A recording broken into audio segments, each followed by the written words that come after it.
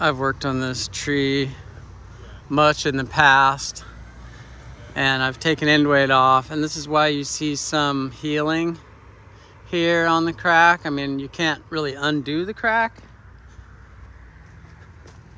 Lately, it has forged new crack territory. See that? That bark is fresh tore. And so it's this side here that I believe is wanting to peel off onto the yard. This side right here is a lot more stable. And we just need really more end weight again on this side. And by more end weight, I mean less end weight. We need to remove more end weight or this thing's gonna be in their lap.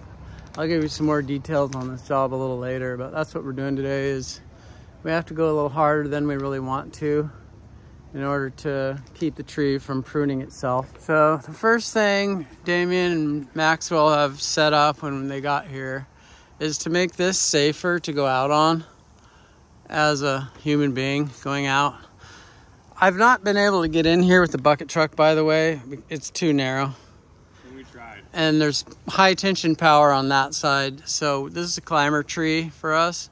Anyway, that said, Damien put a line over this side, down around the other side, and they're tightening it up. We'll show you how we're doing that. Yeah, so we're going down around the Porter wrap, Stein RC2000, and then we've got this CT hand descender with the little pulley. So we get a little bit of like a block purchase when we pull. So we get a little bit more power from our pull. Makes me extra strong. So we'll go ahead and pull on it. And then watch what we're doing up there. These are nice because then you can hold your progress and slide this up. And we'll get a little bit more.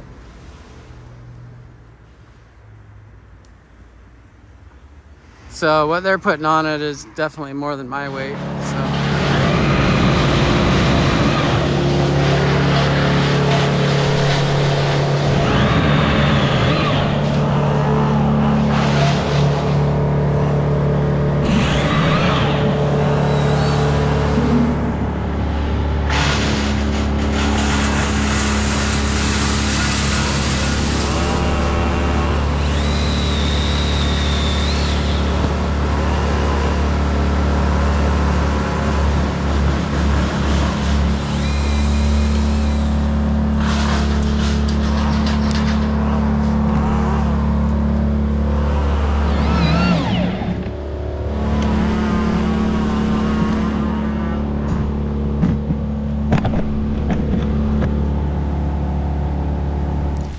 Yeah, it's hard to pop out of that. No, if only I had a Nia cinder. There's another big funky break up here. So this limb is gonna have to be reduced quite a bit. Yeah, when they get kind of frog finger bulbous in a weird place on the trunk, it's usually the mistletoe. So the mistletoe gets in the grain of the wood and sort of makes the tree have to work around it, and it ends up making these big nodules.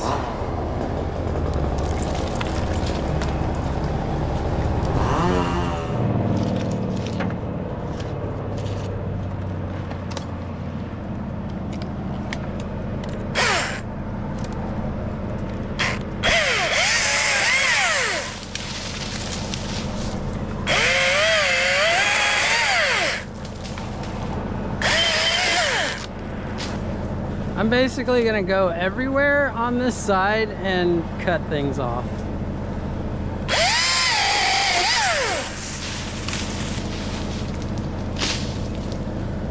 I want this tree to feel like it was running on the track. and big heavy boots. And then I came by and gave it some tennis shoes.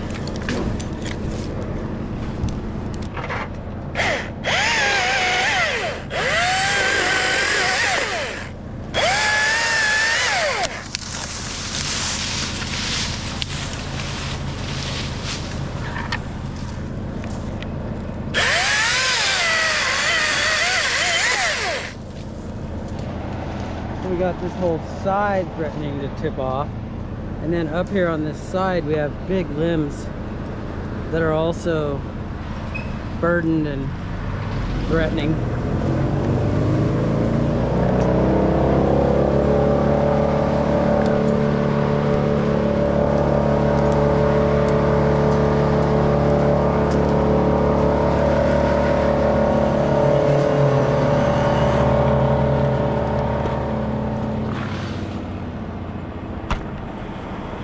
There you are. Thank you. I was about to obliterate that bag. If you're watching YouTube, I don't know if you're watching, but we had one of them all gear throw balls again today. It was a new one. Busted at the seam, so we're gonna use the Monkey Beaver one here.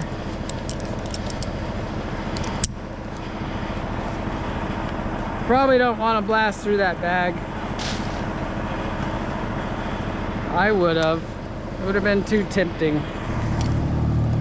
Yeah.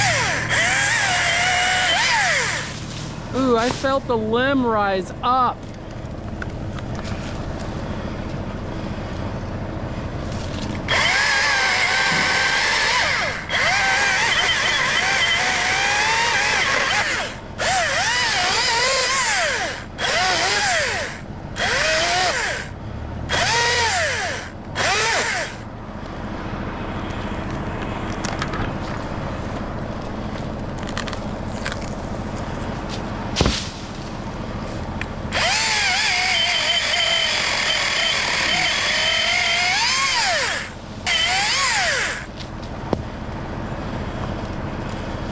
I know it seems a stream on the weight, but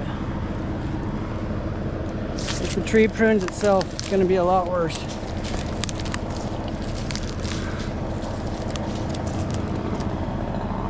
I doubt it.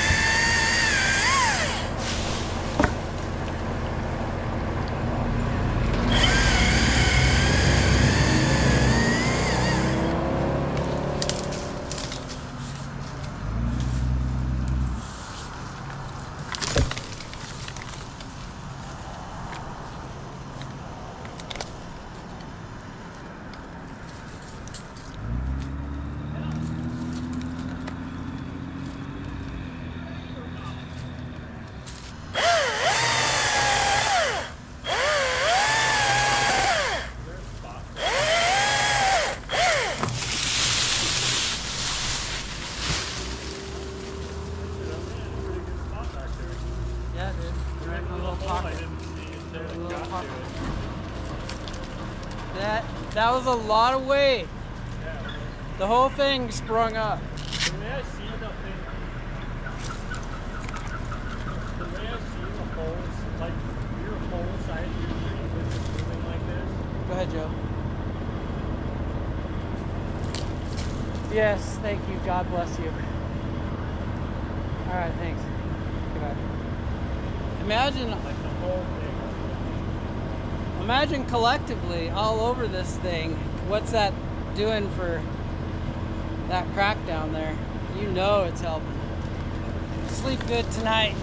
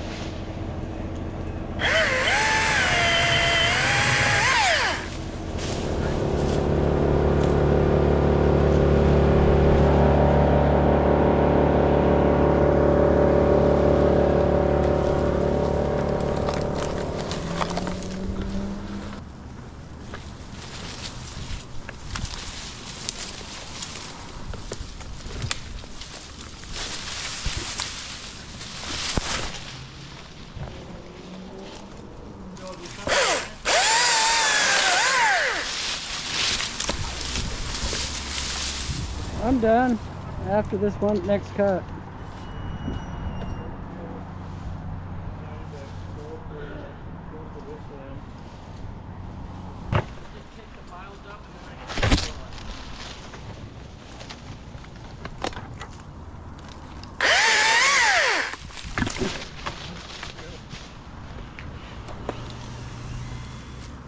I'm gonna take a little more just because. Look at you! What a tie-in you have right now. Do you like it? Yeah, I do like it. That's what I would do. Yeah. I wish I had one over me right now for coming out this. Like, you know, mine's kind of out there with. Oh yeah, I put my redirect in a spot to make the work easy, yeah. Yeah, I just didn't really have one for this one here. Yeah.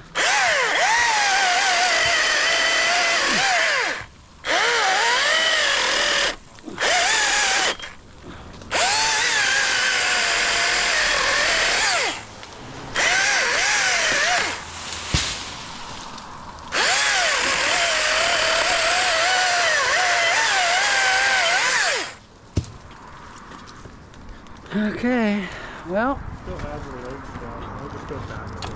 high tension power lines there.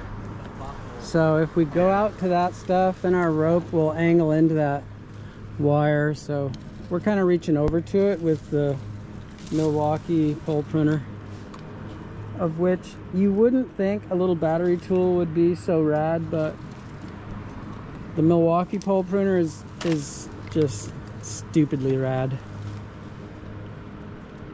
You've seen our races. We raced it next to gas-powered pole saws and it smoked them. It's a bit heavy, but it's got the power.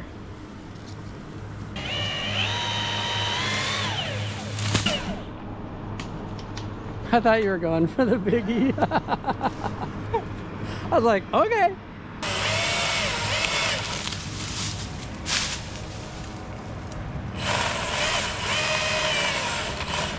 Now you can cut the whole piece of wood. It's not stupid.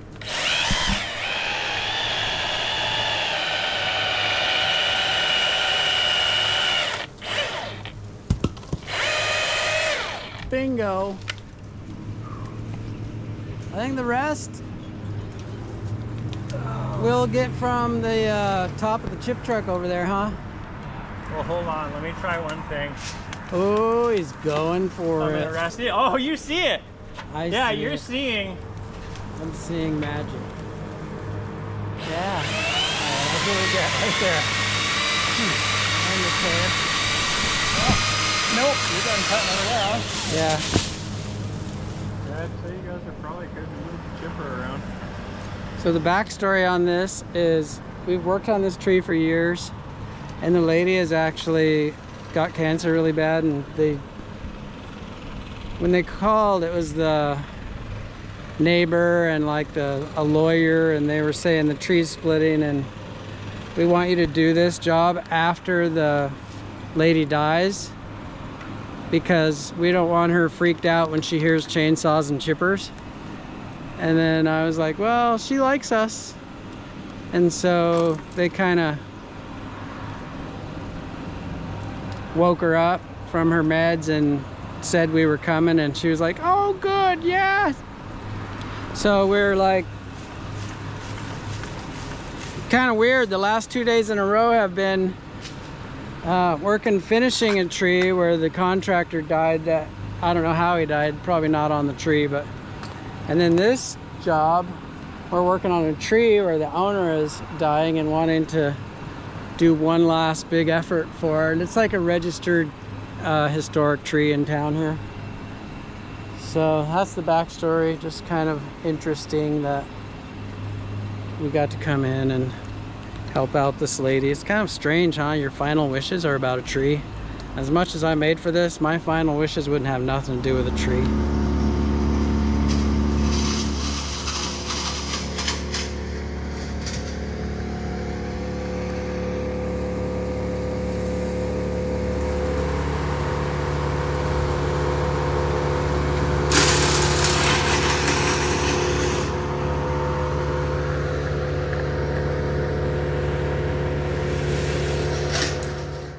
Probably should have done a before picture from this vantage point, but end weight cuts all over the entire tree, all making a little easier time for the union way down there.